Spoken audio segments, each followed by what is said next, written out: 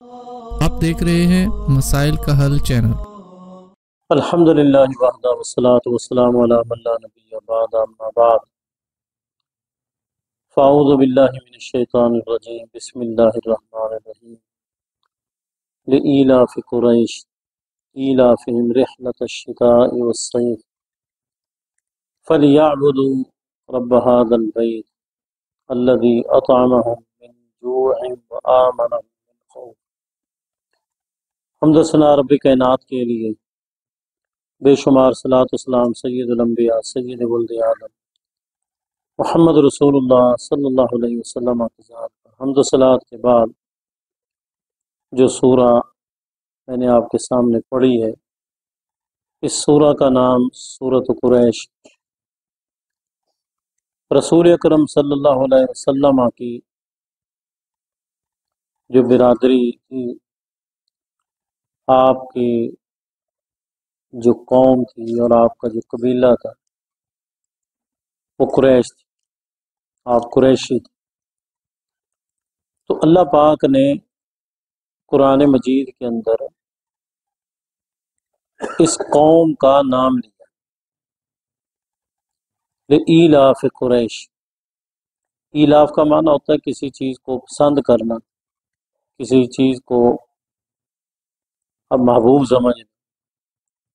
تو قریش کے پسند کرنے کی وجہ سے، مانوس ہونے کی وجہ سے، ایلافہم رحلۃ الشتاء والصیف، پسند کرنا ان کا سفر، شتاء سردی اور صیف گرمی، سردی اور گرمی کے سفر کو پسند کرنا۔ یہ کون سا سفر تھا؟ یاد رکھیں، مکہ ایک بین الاقوامی منڈی تھی تجارت کے حوالے سے، اور یمن کے تاجر اور شام کے تاجر تجارت کے لیے جب آتے تو مکہ سے ہو کے وہ جاتے تھے، اور مکہ کے جو تاجر تھے وہ بھی شام میں بھی جاتے تھے اور یمن میں بھی جاتے تھے۔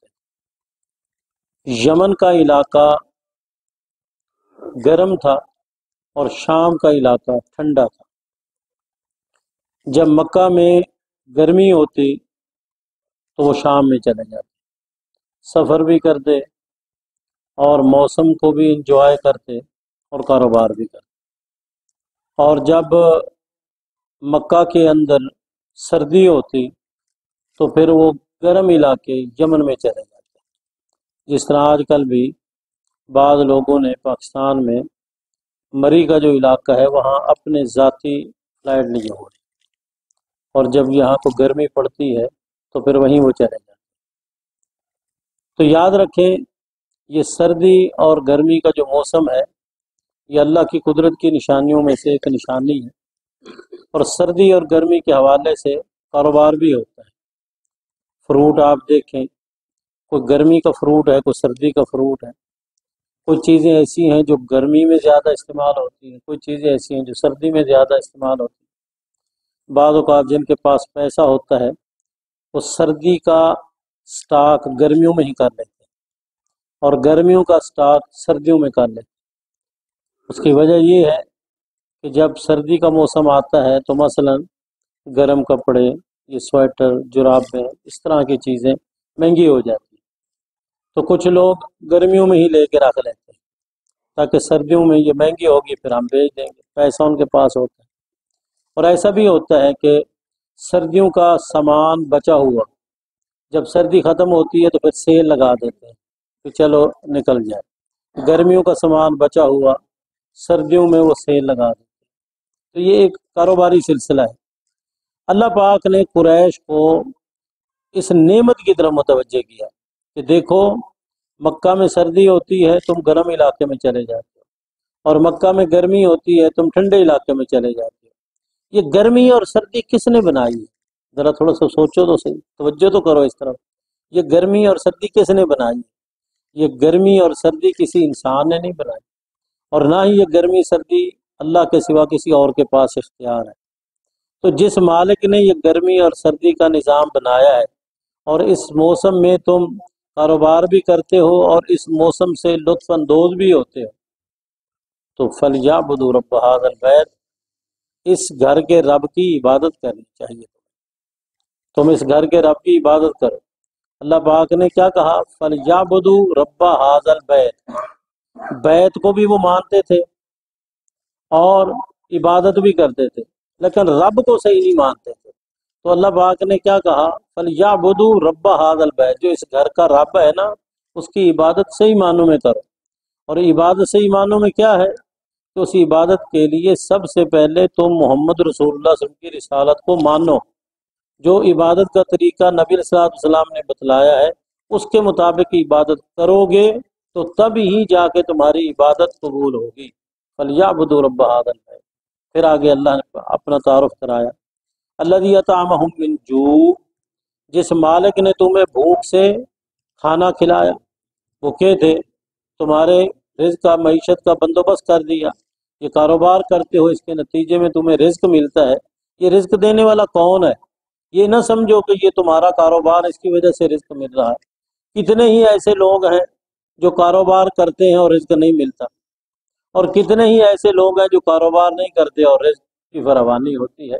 تو یاد رکھو، کبھی بھی انسان یہ نہ سمجھے کہ میری یہ صلاحیت ہے یا میری قابلیت ہے جس کی بنا پر یہ مجھے سب کچھ مل رہا ہے، یہ تو اللہ کا احسان ہے، رزق دینے والا اللہ ہے۔ الذی اطعمہم من جوع وآمنہم من خوف، اور خوف سے تمہیں امن دیا۔ جب قرب و جوار میں لوٹ مار ہوتی ہے تمہارا پھر بھی احترام ہوتا ہے کہ یہ اللہ کے گھر کے رکھوالے، تمہارا پھر بھی احترام ہوتا ہے۔ تو جس مالک نے تمہیں امن دیا، جس مالک نے تمہیں کھلایا، جس مالک نے تمہیں سردی اور گرمی کے موسم میں تمہیں کاروبار کی بہترین سہولتیں میسر کی، اس مالک کی تم کیا کرو؟ عبادت کرو۔ اس میں چار باتیں میں اور آپ سمجھیں، چار بات۔ نمبر ایک، جس بندے کو اللہ پاک نے کاروبار دے دیا ہے، جس بندے کو اللہ پاک نے سردی اور گرمی کے حوالے سے بندوبست کرنے کے اسباب اور وسائل دے دی، جس بندے کو اللہ تعالیٰ نے بھوک مٹانے کے اسباب دے دی، اور جس بندے کو اللہ پاک نے امن جیسی نعمت سے نوازا ہے، اس کے لیے ضروری ہے کہ وہ اس مالک کی صحیح معنوں میں عبادت کرے، صحیح معنوں۔ اب سردی آ رہی ہے، ہمارے پاس موٹے کپڑے ہیں، جرابیں ہیں، جرسیاں ہیں، ہمارے پاس بوٹ ہیں، ہمارے پاس رہنے کے لیے بہترین مکان ہے، ہمارے پاس کمبل ہے، ہمارے پاس نیچے صوفے گدے ہر چیز ہیں، موٹی چادریں ہیں ہمارے پاس۔ تو جس مالک نے ہمیں یہ سب کچھ دیا ہے، ایسا نہ ہو کہ ان نعمتوں سے تو مستفید ہوں ہم لیکن ہم نماز نہ پڑھیں۔ کتنا افسوس ہے کہ ساری رات تو بہترین انداز میں سویا اور صبح اٹھ کر تو نے اللہ کی عبادت نہیں کی، تو تجھ سے بڑا بد نصیب انسان کون ہے؟ اس مالک کا تو نے کیا شکر ادا کیا؟ محترم ساتھیو، سردی کی وجہ سے نماز کے اندر سستی نہ کرو، نماز باجماعت، نماز باجماعت۔ یقین کریں آپ اپنی عادت بنا لیں، سردی جتنی بھی ہو آپ کو چین ہی نہیں آئے گا جب تک آپ نماز نہیں پڑھیں۔ یہ عبادت ہی ایسی، اس سے انسان کو سکون ملتا ہے۔ الا بذکر اللہ تطمئن القلوب، تو سردی کی بنا پر نماز کے اندر سستی نہ کریں۔ کچھ میرے بھائی ایسے ہوتے ہیں ظہر بر وقت پڑھتے ہیں، عصر بر وقت پڑھتے ہیں، مغرب بر وقت پڑھتے ہیں، عشاء بر وقت پڑھتے ہیں اور صبح قضا کر کے پڑھتے ہیں۔ کیوں؟ سردی کی وجہ سے آرام سے سوئے رہتے ہیں۔ یاد رکھیں، ایک وقت آئے گا پھر تو پچھتائے گا، اور سوائے پچھتاوے کہ تیرے پلے کچھ بھی نہیں ہوگا، سوائے افسوس کہ تجھے کچھ بھی نہیں ملے گا۔ آج اللہ نے موقع دے دیا ہے، نماز کے معاملے میں سستی نہ کرے۔ جس مالک نے سردی دی ہے، یہ سردی بھی اللہ کی نعمت ہے، گرمی دی ہے، گرمی بھی اللہ کی نعمت ہے۔ کوئی موسم ایسا نہیں ہے جو اللہ کی نعمت نہ ہو، ہر موسم اس کا اپنا ایک کردار ہے، انسان کی زندگی میں اس کے اثرات ہیں، انسان کی معیشت میں اس کے اثرات ہیں۔ اس لیے اس نعمت کی قدر کرتے ہوئے اللہ کی صحیح معنوں میں عبادت کرنی چاہیے۔ اللہ ہم سب کو عمل کرنے کی توفیق عطا فرمائے۔